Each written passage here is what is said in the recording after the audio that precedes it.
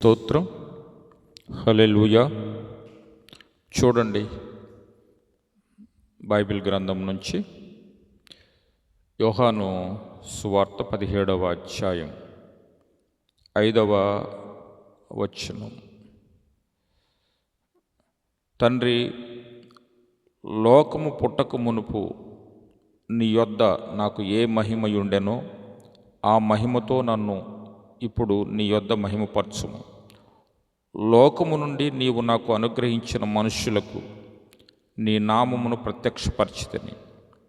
వారు నీ వారయుండిరి, నీవు వారిని నాకు అనుగ్రహించితివి. వారు నీ వాక్యము గైకొని ఉన్నారు. నీవు నాకు అనుగ్రహించిన మాటలు నేను వారికి ఇచ్చి ఉన్నాను.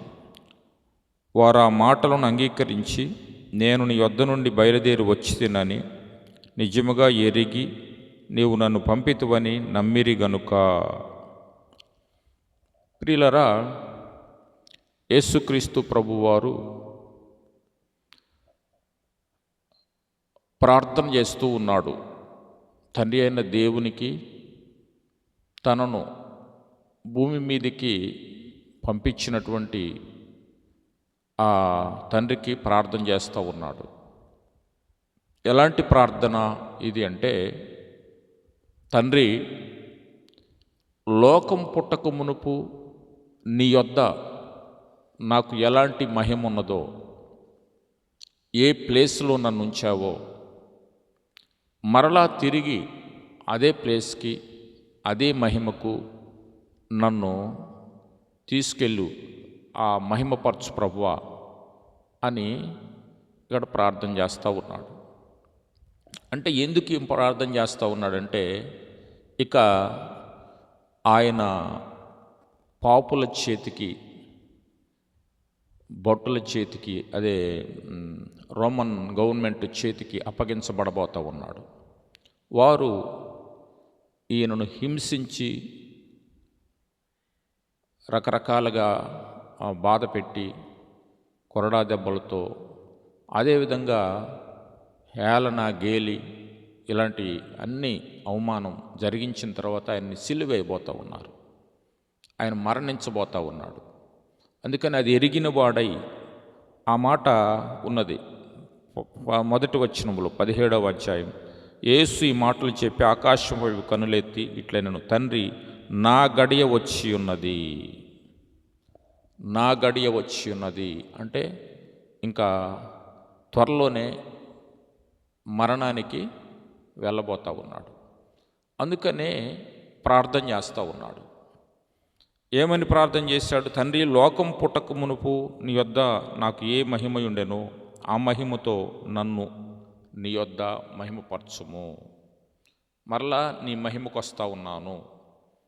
ప్రారంభంలో ఏ ప్లేస్లో అయితే నన్ను ఉంచావో అదే ప్లేస్కి తిరిగి నేను రాబోతూ ఉన్నాను ప్రభువా అని ప్రార్థన చేస్తూ, ఇక ఇప్పటి వరకు తాను జరిగించినటువంటి పరిచర్యలో తనను అనుసరిస్తున్నటువంటి శిష్యులను ఉద్దేశించి ఒక మాట మాట్లాడుతూ ఉన్నాడు.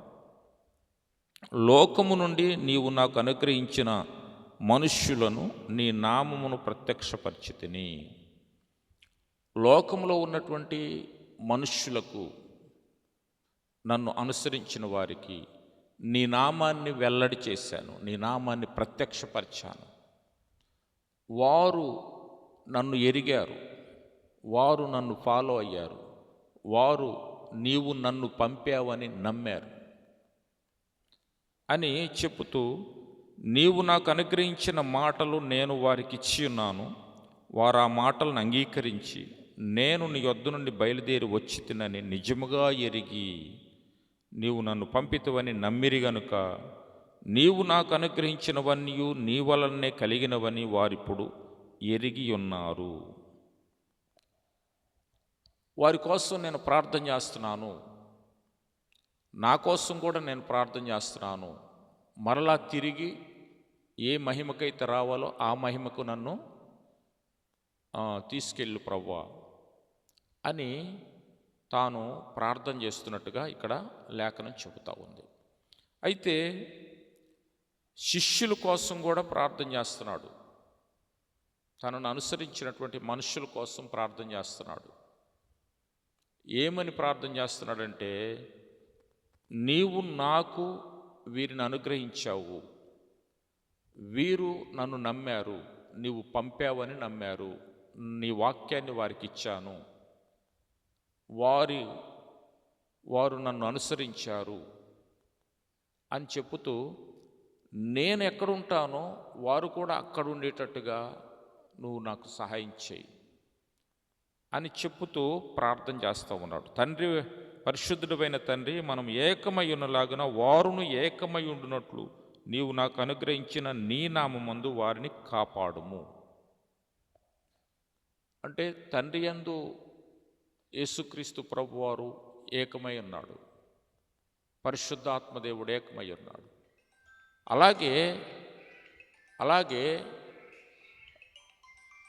అలాగే నేను నీ చిత్త ప్రకారంగా భూమి మీదకి వచ్చాను తండ్రి. ఎవరినైతే నీవు నాకు ఇచ్చావో, నా వాక్యాన్ని నమ్మిన వారు, నన్ను నమ్మిన వారు, నేను చేసినటువంటి అద్భుత కార్యాలు చూసిన వారు, నన్ను ఫాలో అయినటువంటి వారు కూడా ఐక్యమై ఉండాలని, నీవు ఎలాగే ఐక్యమై ఉన్నామో అలాగే వారు కూడా మన యందు ఐక్యమై ఉండాలని నేను కోరుకుంటూ ప్రార్థన చేస్తున్నానయ్యా. వారిని కాపాడు. లోకంలో ఉన్నారు వారు, నేనేమో రాబోతా ఉన్నాను, వారు ఇంకా లోకంలోనే ఉన్నారు. కాబట్టి వారిని కాపాడు ప్రభువా అని చాలా స్పష్టంగా తన శిష్యుల కోసం ప్రార్థన చేస్తున్నాడు. యేసుక్రీస్తు ప్రభు తనను నమ్మిన వారిని ఎన్నడూ విడిచిపెట్టడు, ఏమాత్రమును విడువడు, ఎడబాయడు. ఆయన మరణించబోతున్నాడని తెలిసి కూడా, తన మరణం సమీపంలో ఉందని తెలిసి కూడా వారి కోసం, శిష్యుల కోసం ప్రార్థన చేస్తున్నాడు. నేను వెళ్ళిపోయిన తర్వాత వీరిని నువ్వు విడిచిపెట్టొద్దయ్యా, నేను భౌతికంగా విడిచిపెట్టి నీ దగ్గరకు వస్తున్నాను, మనిద్దరం ఏకమై ఉన్నలాగా వారు కూడా మనతో ఏకమై ఉండేటట్టుగా వారిని కాపాడు ప్రభువా అని తన వారి కోసం ప్రార్థన చేస్తున్నాడు. అక్కడ ఒక మాట అంటాడు, వారు నీవారై ఉన్నారు, నీవు నాకు అనుగ్రహించిన వారందరూ నీవారై ఉన్నారు. ఎందుకంటే నీవు ఐక్యమై ఉన్నాం, ఏకత్వంలో ఉన్నాం. అలాగే వారు కూడా మన యందు ఐక్యమై ఉండాలి అంటాడు. ఇక చాలా స్పష్టంగా ఇంకొక మాట అంటాడు, చూడండి 14వ వచనం, వారికి నీ వాక్యం ఇచ్చి ఉన్నాను, నేను లోక సంబంధిని కానట్టు వారును లోక సంబంధులు కారు గనుక లోకము వారిని ద్వేషించు. నన్ను ఏ విధంగా లోకం ద్వేషించిందో, లోకానుసారులు ద్వేషించారో, ప్రకృతి సంబంధులు, ప్రకృతి ఆరాధికులు లేదా ఆచార వ్యవహారాల్లో ఉండేటువంటి వారు నన్ను ఏ విధంగా ద్వేషించారో, దూషించారో, అలాగే వారిని కూడా లోకము ద్వేషిస్తుందయ్యా. అందుకని వారిని కాపాడయ్యా, వారిని సంరక్షించు ప్రభువా. ఇప్పటి వరకు నేనున్నాను, ఇక ముందు కాపాడాల్సిన బాధ్యత నీవు తీసుకో ప్రభువా తండ్రి అని ప్రార్థన చేస్తున్నాడు. ఇంకొక మాట అన్నాడు, నీవు లోకములో నుండి వారిని తీసుకుని పొమ్మని నేను ప్రార్థించుటలేదు కానీ దుష్టుని నుండి వారిని కాపాడుమని ప్రార్థించుచున్నాను. లోకంలో నుండి వారిని తీసుకొని పొమ్మని నేను ప్రార్థన చేయట్లేదు. లోకంలోనే ఉంటారు వాళ్ళు, లోకంలో దుష్టునితో పోరాడుతూ ఉంటారు, లోకస్తులతో పోరాడుతూ ఉంటారు, లోకస్తులు వారిని ద్వేషిస్తూ ఉంటారు, దూషిస్తూ ఉంటారు. అయినను నేను నీయందు ఐక్యమై ఉన్నట్టుగా, ఏకమై ఉన్నట్టుగా వారు కూడా ఏకమై ఉంటే వారు దుష్టుని నుంచి కాపాడబడతారయ్యా.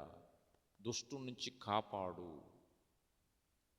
లోకంలో నుంచి వారిని తీసుకొని పొమ్మని నేను అడగట్లేదు, ప్రార్థన చేయట్లేదు.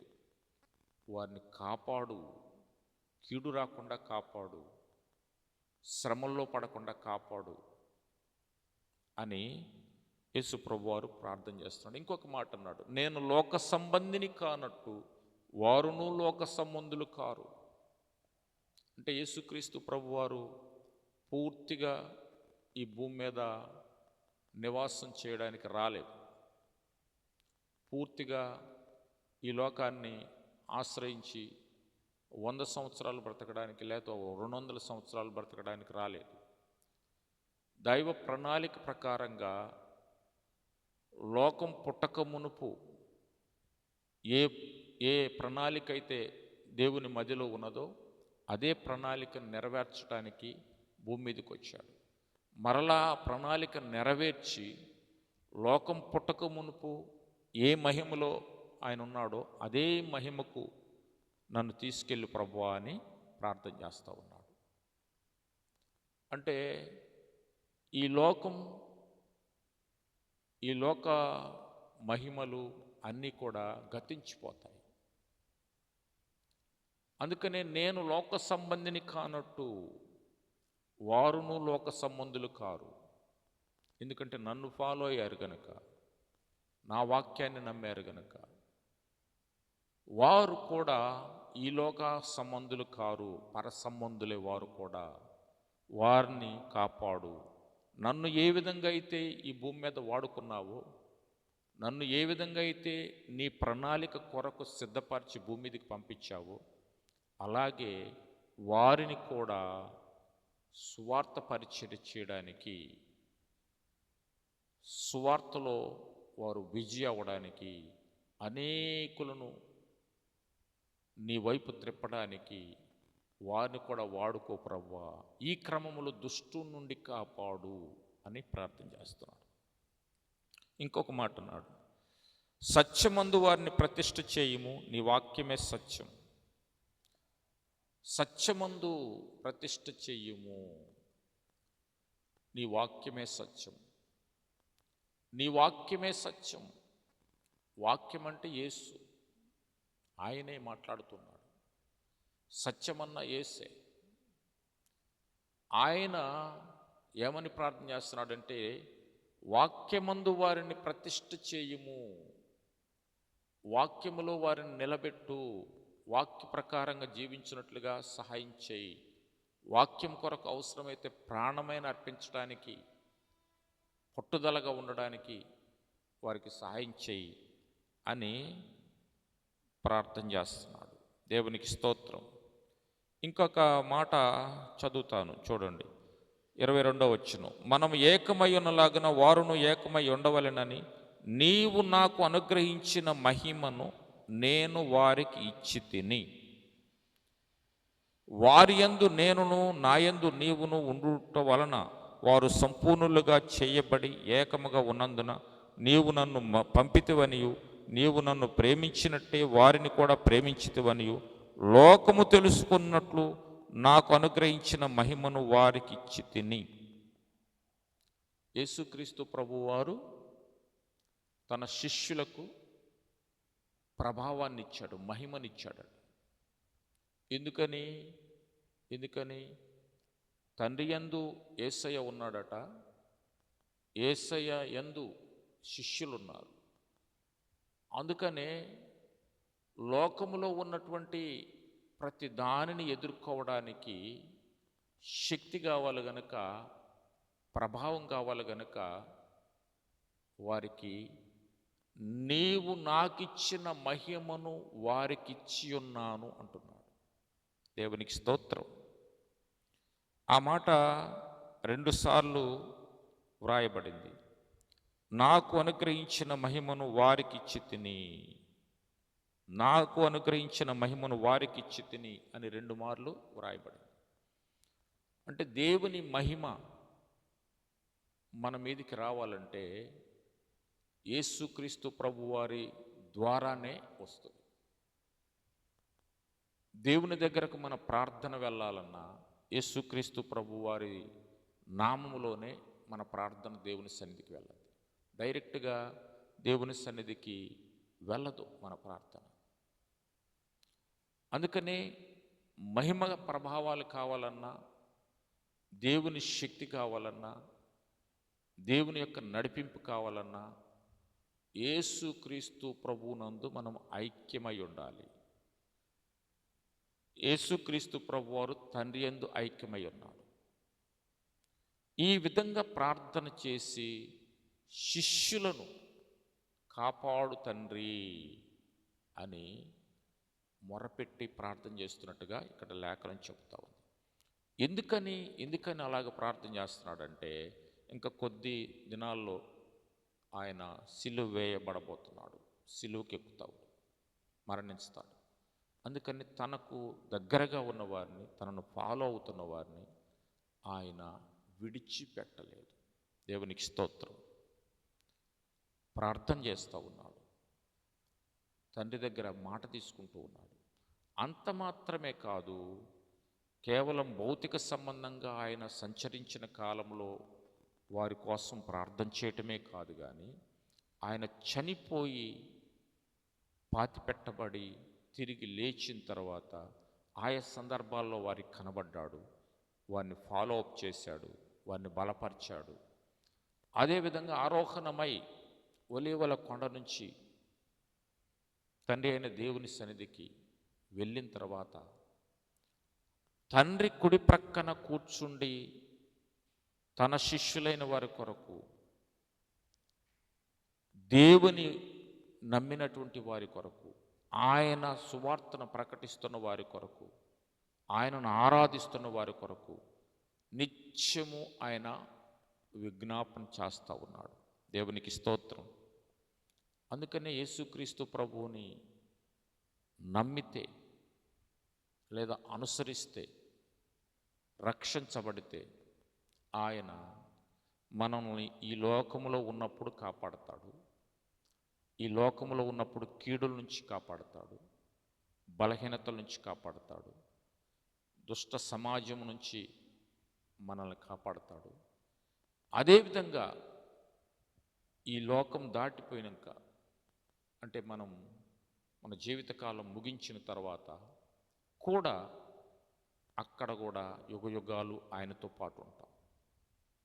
అంటే ఆయన భూమి మీద శరీరధారిగా ఉన్నప్పుడు తన వారి కోసం ప్రార్థన చేశాడు. ఆయన శరీరధారిగా లేకుండా వెళ్ళిపోయిన తర్వాత కూడా అక్కడుండి ఇక్కడున్నటువంటి తన వారి కోసం ప్రార్థన చేస్తున్నాడు. దేవునికి స్తోత్రం. ఆయన ఎన్నడూ విడువడు, ఎడబాయడు. ఆయన నిరంతరము ఏకరీతిగా ఉన్న దేవుడు. ఆయన మాట ఇచ్చాడంటే మాట తప్పుటకు ఆయన నరుడు కాదు. ఆయన మాటిచ్చి నెరవేర్చే దేవుడు, వాగ్దానం ఇచ్చి నెరవేర్చే దేవుడు. ఆనాడు ప్రార్థన చేశాడు, ఈనాడు కూడా విజ్ఞాపన చేస్తూ ఉన్నాడు. మనం పడిపోకుండా, కీడులో పడిపోకుండా, చెడిపోకుండా, బలహీనతల నుంచి బయటపడటానికి ఆయన నిత్యము మనందరి కోసం అక్కడ విజ్ఞాపన చేస్తూ ఉన్నాడు.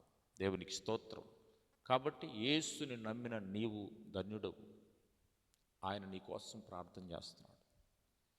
పరిశుద్ధాత్మ దేవుడు కూడా నీలో ఉండి ప్రార్థన చేస్తున్నాడు.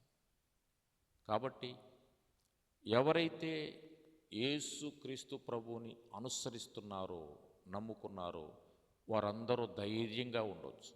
ఎందుకంటే ఆయన మనలో ఉన్నాడు, మనం ఆయనలో ఉన్నాము. అందరం కలిసి తండ్రి అయిన దేవునిలో ఏకమై ఉన్నాము. ఇంకొక మాట అంటాడు, నేను వారి కోసం మాత్రమే ప్రార్థన చేయట్లేదు. ఎవరి కోసం? శిష్యుల కోసం మాత్రమే ప్రార్థన చేయట్లేదు. నా వాక్యాన్ని నమ్మిన శిష్యుల కోసం మాత్రమే నేను ప్రార్థన చేయట్లేదు. ఆ శిష్యులు వెళ్ళి ఎవరికైతే సువార్త చెప్తారో, ఎవరైతే నమ్ముతున్నారో వారి కోసం కూడా ప్రార్థన చేస్తున్నాను అన్నాడు. దేవునికి స్తోత్రం. అంటే ఇది గొలుసు అన్నమాట. ఇది గొలుసు. ఎలాగ గొలుసు? యేసుక్రీస్తు ప్రభువారు శిష్యుల కోసం ప్రార్థన చేశాడు. శిష్యుల కోసం ప్రార్థన చేశాడు. వారు రక్షించబడ్డారు. అదేవిధంగా ఈ శిష్యులు అనేకుల కోసం ప్రార్థన చేశారు. అనేకులకు వాక్యం ప్రకటించారు. వారు రక్షించబడ్డారు. వారు నమ్మారు.